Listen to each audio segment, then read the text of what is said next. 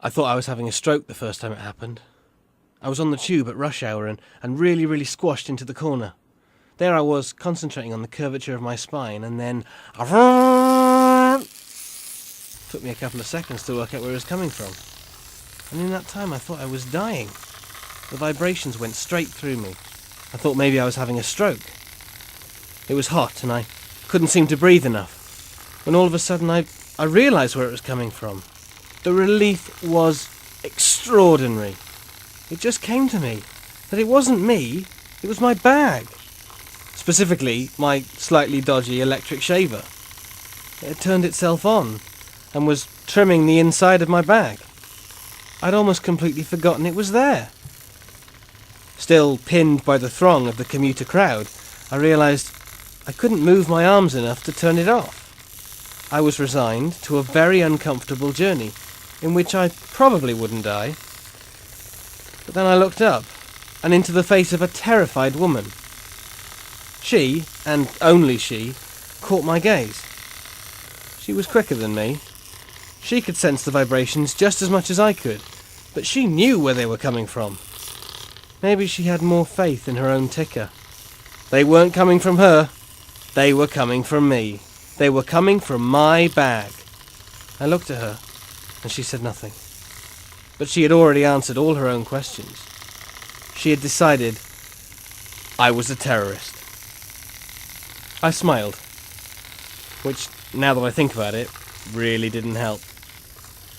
I couldn't think of anything to say to put her mind at rest. I laughed, sort of anxiously.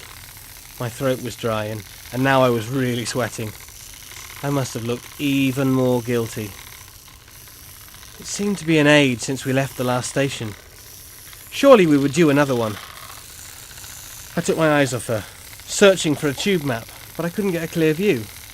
I turned back to her, and she was distinctly trying to avoid my eyes.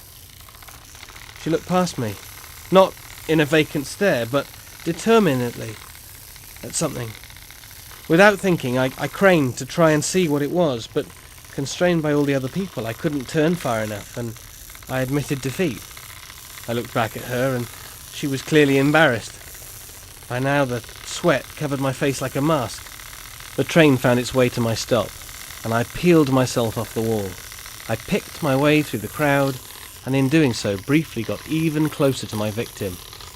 I fought my way to the door of the tube, on the far side of the carriage. Isn't it always? I couldn't get off, as people were fighting even harder to get on. I had no fight left. An old man took pity on me and stepped briefly aside to let me off. I fell as much as stepped down onto the platform. I turned around. She was still looking at me. No longer surrounded, I reached into my bag, and she eyed a red panel that would have been behind my head. I realised it was the passenger alarm. I fumbled for my razor without looking down and turned it off. A beep sounded, the doors closed, and the train trundled off. Her eyes fixed on mine as she disappeared off to the rest of her day. I zipped up my bag and decided to be late for work.